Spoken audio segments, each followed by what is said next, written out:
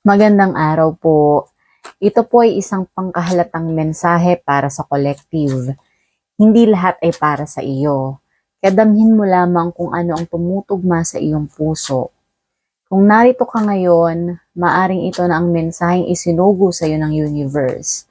Tayo magbukas ng enerhiya at hayaang magsalita ang mga baraha. This is also a timeless reading na kung kailan mo panood ang video na ito is maaring doon ka pa maka-resonate. So, alamin natin yung mensahe sa iyo ng universe.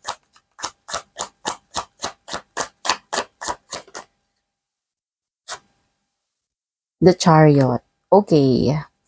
May progress and yung progress na yon is galing sa external force. Kumbaga, ngayon is pipilitin mong mag-survive to the point na i-disregard mo yung emotion mo para sa ibang tao basta makapagpatuloy ka, no? Basta umusad ka, no? Yung kahit maliit lang, yung small step lang, pero may pag-usad, no? Pwedeng mahanap mo yung iyong sitwasyon sa isang posisyon na naiipit ka, maraming ingay, maraming suggestions, ganun, no? Pero this time is kailangan mong kumilos, magkaroon ng pagkilos, no? Kahit small step man yan, nang hindi parang nakikinig sa ibang tao, sa sinasabi nila, basta gusto mong mag-survive or isurpass to, or yun nga, meron kang pagkilos, no?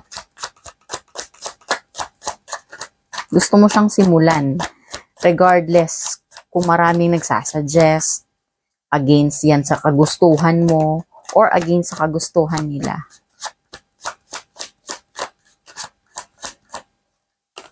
May sumilip, oh. And yung kikilusan mo na yon dahil andoon yung nandoon yung fire no? Meron doong abundance, no? Huwag ka lang magmadali. Kahit small step man yan, yung pupuntahan mo.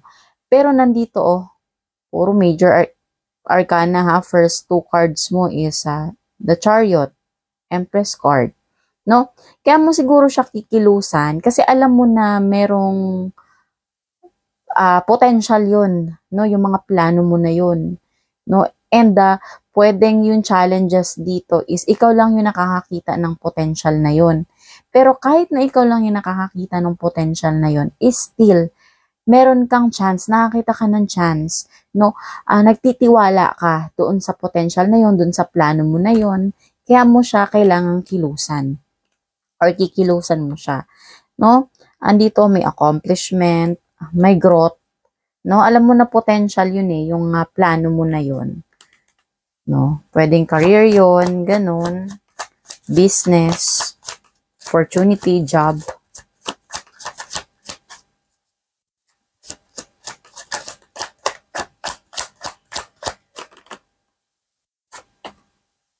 Justice. Ooh, puro ka major arcana ha. And since na potential yon, yung kikilusan mo na yon, dapat maging fair ka, maging fair and just ka. Dito mo magagamit yung mga lesson learned na tutunan mo. Pwedeng yung nakaraan, humarap ka sa isang sitwasyon na parang hindi fair, hindi balance, no? Hindi makatotohanan. Pero this time is kailangan mong harapin yung sitwasyon na yon ng pagiging totoo, ng may balanse.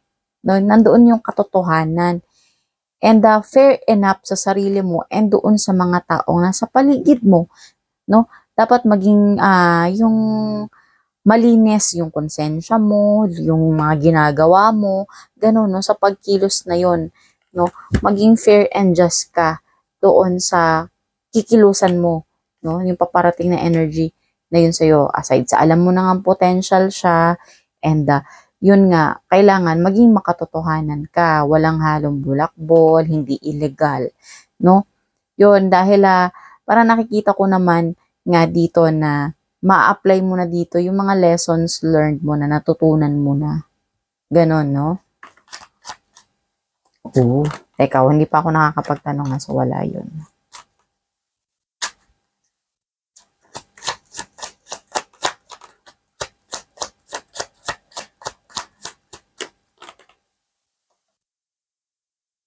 The Lovers, puro pa major arcana, no? Parang lakas ng energy mo ngayon. Doon sa gagawin mo is punong-puno ka ng pagmamahal or dahil nga is nakakita ka ng potential doon sa pinaplano mo, yung balak mong kilusan na yon, is nakita ka ng pagmamahal dito, no? Siguro nandito yung passion mo, ibubuhos mo dito yung passion mo, yung mabibuild dito lalo yung tiwala mo sa sarili mo, and may justice card dito eh, so pwedeng makakapagbigay din yun ng balanse sa mga paligid mo para maiba yung pananaw nila sa'yo, no? Na kung dati is parang mababa yung tingin nila sa'yo, mababaw, ganyan, hanggang ganito lang yung alam mo. Pero this time is makakapagbigay yun ng balance, no? Dahil may potential yun. Nakikita mo na may potential yun. Nafe-feel mo siguro na may potential yun, no? Pero this time din is maging mapagpasensya ka, maging balanse ka. Kasi magbibigay yun sa'yo ng potential din about sa pagmamahal. And pwedeng maramdaman din yun ng mga nasa paligid mo na parang may improvement sa buhay mo the moment na maisakatuparan mo ito or makilusan mo ito. No, yun yung chariot eh. Kailangan kilusan mo to eh. No, kailangan may pag-usad. No, meron ka talagang step na gagawin dito.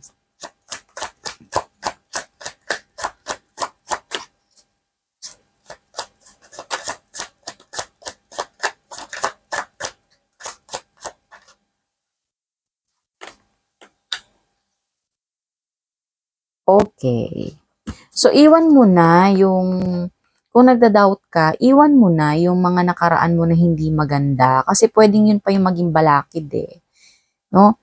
Kung saan ka bumagsak, kung saan ka, alam mo yun, gumuho yung pagkatao mo, yung tingin sa'yo ng ibang tao, yung parang may sudden change. Na ito na mababawi mo na sila, puro major arcana ka talaga. Ang lakas ng energy mo. No? Maybe nakilala ka no sa nakaraan mo ng mga previous days or years, no, nakilala ka ng mga tao na ganito yung image mo, pero mali yun eh. Parang alam mo sa sarili mo na parang may mali yun. And humarap ka sa isang pagbabago na hindi mo inaasahan, or maybe inaasahan mo siya pero hindi ganun kalala, no? Kaya napaalis ka doon sa isang sitwasyon na yun. And eto na, nakalatag na sa'yo yung mga posibilidad eh. Nandito si The Empress na, isa to sa abundance card eh. No? Merong pagpapala doon sa pinaplano mo, doon sa gagawin mo. No? Basta kailangan mo lang siyang kilusan. And nandito, makakapagbigay yun ng justice o ng fair para sa sarili mo, mga panahon na feeling mo na apik ka, mga panahon na feeling mo is hindi balanse sa'yo yung mga paghatol ng tao, naging judgmental sa'yo, ganon. And ang sinasabi dito ng spread is makakapagbigay yun ng pagmamahal sa'yo, healing, ganyan. And mag-iiba din yung pananaw ng tao sa'yo, ganyan. Kahit pa naging masaklap yung mga previous years mo, ganon. Kaya nga, wag mo na siyang tingnan, wag mo na siyang balikan. Kung meron ka mang dapat balikan doon, no? Yun lang yung mga lesson learned, no? Kaya nga kailangan mo na siyang i-apply dito. Andito yung justice card, no? Na andito na yung integration ng experience mo, nung knowledge and wisdom na nagain mo doon sa project na, sa trahedya na nangyari sa iyo sa nakaraan. Hindi para balikan yun, yung sitwasyon na yun. Hindi para ulitin yung mga pagkakamali mo, no? Hindi para balikan yung mga nakasakit sa'yo, no? Kundi para itama mo. Ang ganda, oh. Abundance, justice, pagmamahal, nandiyan na nakalahatag na sa'yo eh, no? So, ito lang, yun yung challenge sa'yo is yung the tower, na iwanan mo na yun, mga nakaraan mong pangyayari sa buhay mo. Kasi ito na, magaganda na yung ano eh, possibility para sa'yo.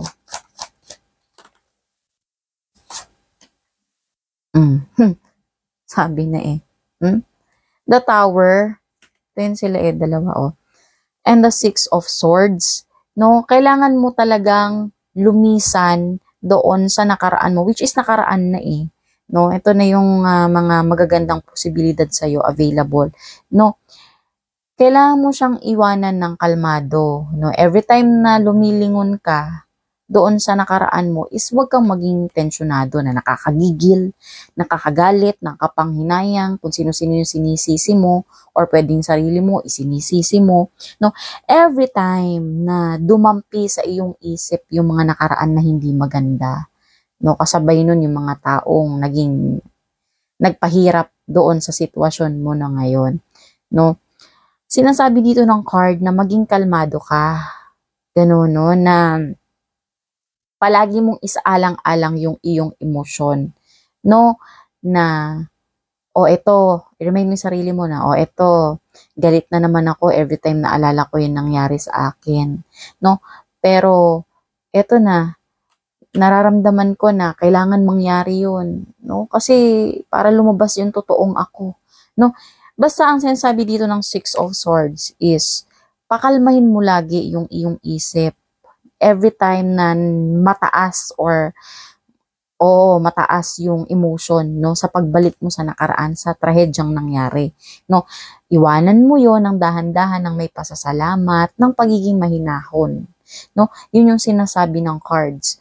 Na kasi ang gaganda ng mga nakalatag sa iyo, puro major arcana, tapos yung yung parang challenges mo lang dito is minor arcana. Ang lalakas ng baraha mo ngayon kung sino ang nanonood.